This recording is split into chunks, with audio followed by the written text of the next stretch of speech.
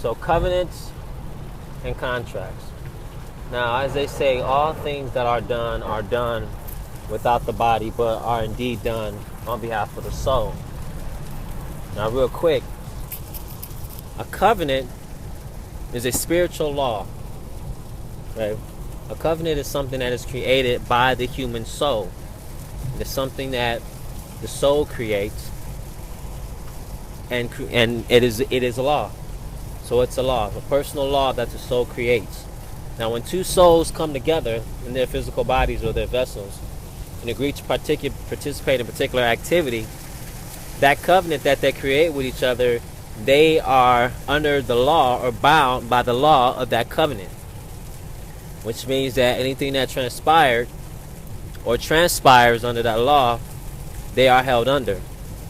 They break the law, either party breaks that law, there is a spiritual consequence that will follow breaking that law. So a covenant is more stricter. Now, when it comes to contracts, that's a little different. It is created by the soul as well. However, it does not fall under the veil of law.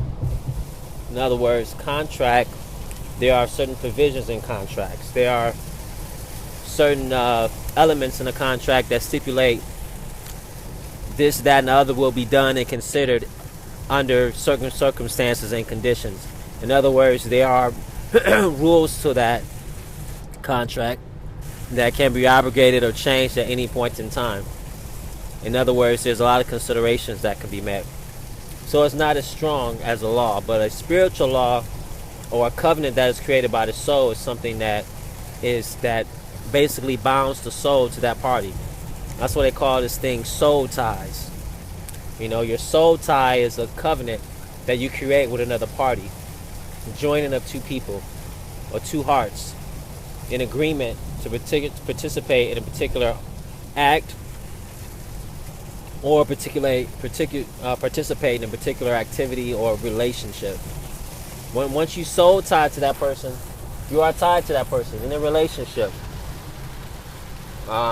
Same thing with soul mates. You know, those are all covenants. Those are all products of covenant.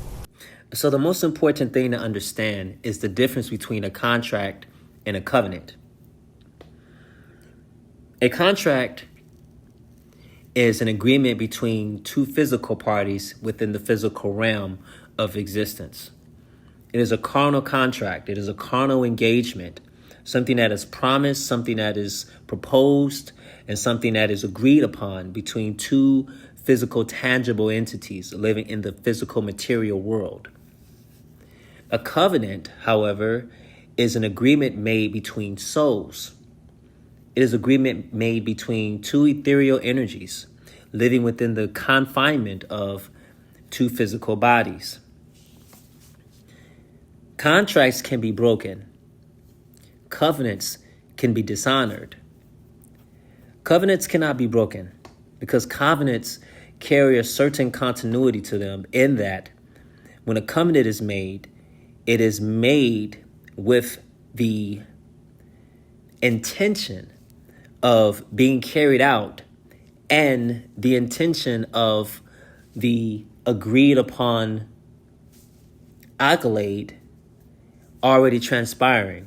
So because in the spiritual realm of things, there's no past, present, or future, when a covenant is entered into, it is already discussed and it has already been fulfilled.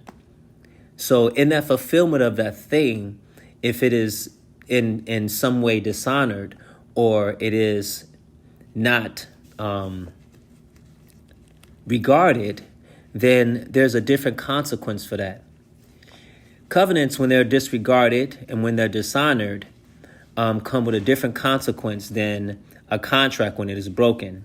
When a covenant is dishonored, the consequences for that is the extreme discomfort, not only in the flesh, but also in the soul.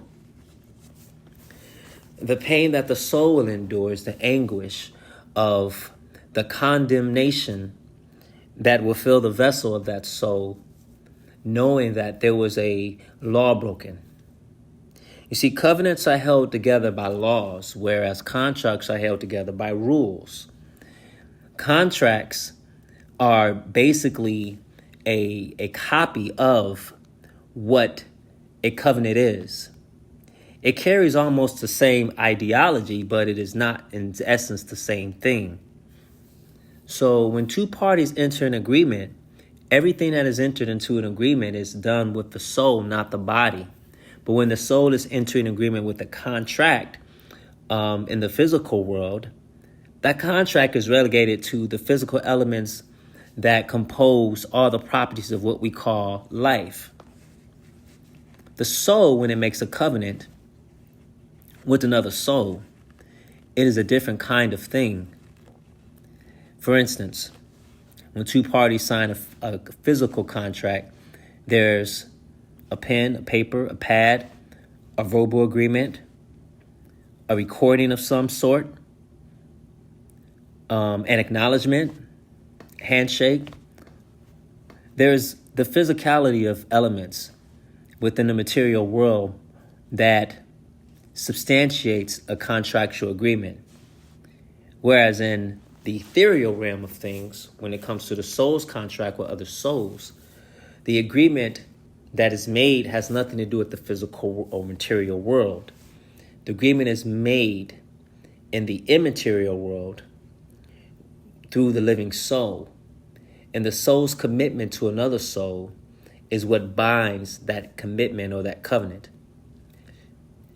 When the laws of nature are broken, they are broken with the intentions of the human heart that agreed upon the contractual constraint that he would honor all spiritual and physical laws regarding his discovery within the confinement of his physical body.